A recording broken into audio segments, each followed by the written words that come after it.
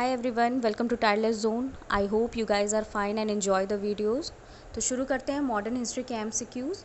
ये यूरोपीय company topic का लास्ट वीडियो है। प्रीवियस 4 वीडियो में मैंने पुर्तगाल से लेके डच तक के कॉन्सेप्ट को क्वेश्चन के थ्रू क्लियर किया है, उसे आप देख सकते हैं। आज बात करते हैं फ्रांसीसी शक्ति के बारे में। तो पहला क्वेश्चन है, कर्नाटक का प्रथम युद्ध किस संधि द्वारा समाप्त हुआ? आंसर होगा एक्सला-शैपेल या एकेन की संधि। ये दोनों ही नाम एक संधि के हैं। अगर कर्नाटक के युद्ध की बात की जाए तो भारत में कुल 3 कर्नाटक का युद्ध लड़ा गया, जो कि अंग्रेज़ और फ्रांसीसी के बीच हुआ। पहला युद्ध 1746 से 48 ईस्वी तक, द्वितीय युद्ध 1 साल बाद 1749 में, और तीसरा युद्ध 1758 में हुआ। आगे मैंने ये क्वेश्चन कराया है, इसलिए कंफ्यूज ना हो। दरअसल 1746 में ऑस्ट्रिया में ब्रिटेन और फ्रांस के मध्य उत्तराधिकारी का संघर्ष हो रहा था, जिसका असर भारत में भी देखने को मिलता है, क्योंकि उस दौरान भारत में भी फ्रांस और ब्रिटेन के मध्य अपनी शक्ति को स्थापित करने का संघर्ष जारी था। तो इस क्वेश्चन का आंसर होगा एक्सला-शैपेल या एकेन की संधि। नेक्स्ट क्वेश्चन सेकंड, फ्रांसीसी द्वारा प्रथम फैक्ट्री कब और कहाँ खोली गई? आंसर होगा 1668 में सूरत में।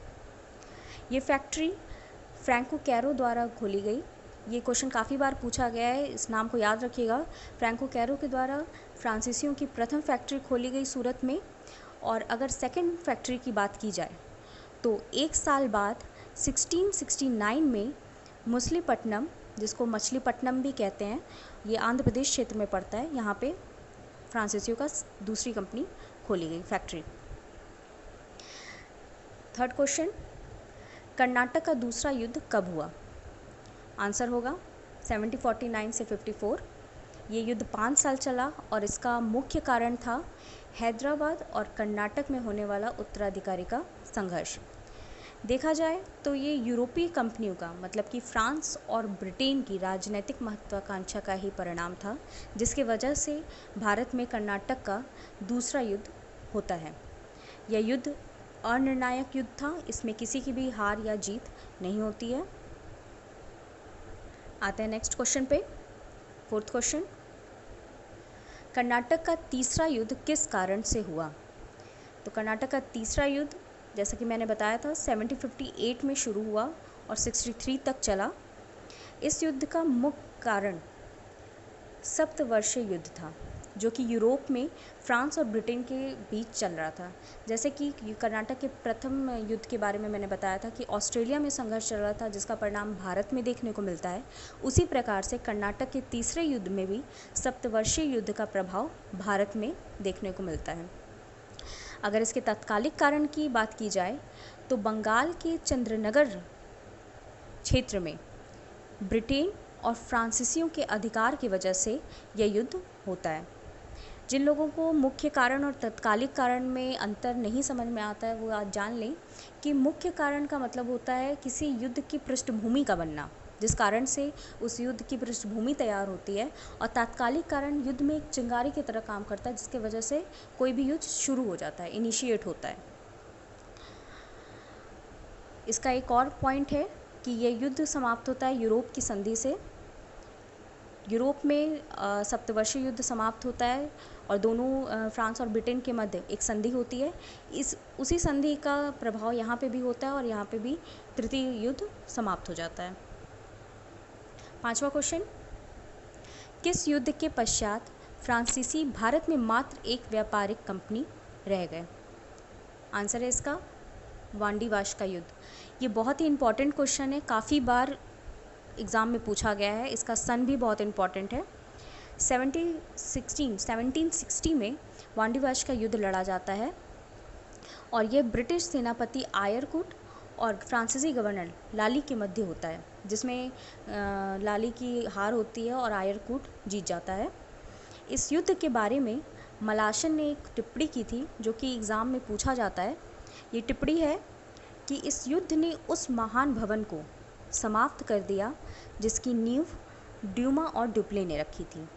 डुप्ले और ड्यूमा दोनों ही फ्रांसीसी गवर्नर थे और ये फ्रांसीसी शक्ति को भारत में मजबूत बनाने के लिए बहुत ही प्रमुख गवर्नर थे। छठा क्वेश्चन, भारत में व्यापार की दृष्टि से अंतिम यूरोपीय कंपनी कौन थी? आंसर होगा स्वीडिश ईस्ट इंडिया कंपनी। इस कंपनी की स्थापना 1731 में हुई थी। स्वीडिश कंपनियों के बारे में इतना क्वेश्चन नहीं पूछा जाता है। उसका रीज़न ये है कि स्वीडिश काफ़ी कम समय तक भारत में रहे थे। इनका मुख्य व्यापार देखा जाए तो चीन के साथ होता था। ठीक है, आते हैं नेक्स्ट क्वेश्चन पे। नेक्स्ट क्वेश्चन है, भारत से यूरोपीय कंपनियों के जाने का क्रम। ये क्वेश्चन काफ़ी तरीके से एग्ज़ाम में पूछा जाता है, जैसे कि लास्ट में सबसे पहले लास्ट में कौन सी यूरोपीय कंपनी भारत से जाती है, या फिर पहली ऐसी कंपनी कौन थी जो भारत से जाती है, फ्रांसीसियों के जाने का सन क्या था। तो इस तरीके से काफ़ी क्वेश्चन बनते हैं। इस क्वेश्चन के थ्रू इस कॉन्सेप्ट को क्लियर किया करते हैं। पहली कंपनी है डच, जो कि 1795 में भारत छोड़ देती है। उसके बाद डेनिश 1845 में। मैंने डेनिश पढ़ाते समय बताया था कि इसने स्वयं से अंग्रेज़ों को अपनी सारी फैक्ट्री और क्षेत्र आत्मसमर्पित करते हुए भारत को छोड़ दिया था। तीसरे नंबर पे ब्रिटिश है 1948 में। लगभग 200 वर्षों तक इन्होंने राज किया और उसके बाद जाके 1948 में संपूर्ण तरीके से भारत को छोड़ा। नेक्स्ट है फ्रांसीसी 1953 में। 1760 में वांडीवर्ष का जो युद्ध हुआ था उसमें माना जाता है कि फ्रांसीसी शक्ति काफ़ी कमज़ोर हो गई थी, पर भारत से जाने की बात की जाए तो उसका सन होगा 1953। ये याद रखिएगा, क्योंकि फ्रांसीसियों का अधिकार पुर्तगाल क्षेत्र पे 1953 तक बना था। और लास्ट होगा पुर्तगाली 1961। जैसा कि लोग जानते हैं 1948 तक भारत संपूर्ण तरीके से स्वतंत्र हो चुका था, पर गोवा और दमन द्वीप क्षेत्रों में पुर्तगालियों का 1961 तक अधिकार था। तो इस वजह से पुर्तगाली लास्ट होते हैं यूरोपीय कंपनियों में जिसने भारत को छोड़ा था, और पुर्तगाली प्रथम भी थे जिसने भारत में व्यापार की दृष्टि से अपना काम शुरू किया। नेक्स्ट क्वेश्चन, अंबूर की लड़ाई कब लड़ी गई? इसका आंसर होगा 1749। ये अंबूर की लड़ाई कर्नाटक द्वितीय युद्ध के दौरान ही हुआ था, और ये कर्नाटक के क्षेत्र को जीतने के ही दृष्टि से चंदा साहब और अनबरुद्दीन के मध्य हुआ। चंदा साहब इसमें फ्रांसीसी उत्तराधिकारी थे और अनबरुद्दीन अंग्रेज़ों के उत्तराधिकारी थे। इस युद्ध में अनबरुद्दीन की हत्या होती है, अब वो हार जाता है, और इसी हिसाब से चंदा साहब को कर्नाटक का नवाब घोषित कर दिया जाता है। चंदा साहब की तरफ से ड्यूप्ले गवर्नर मुजफ्फरजंग, जो कि कर्नाटक का नवाब रहता है, इसकी संयुक्त सेना युद्ध करती है। तो याद रखिएगा कि अंबूर की लड़ाई का सन है 1749। नेक्स्ट क्वेश्चन, भारतीय व्यापार में ईस्ट इंडिया कंपनी का एकाधिकार कब समाप्त हुआ? It is very important question. इसका आंसर होगा 1813 में।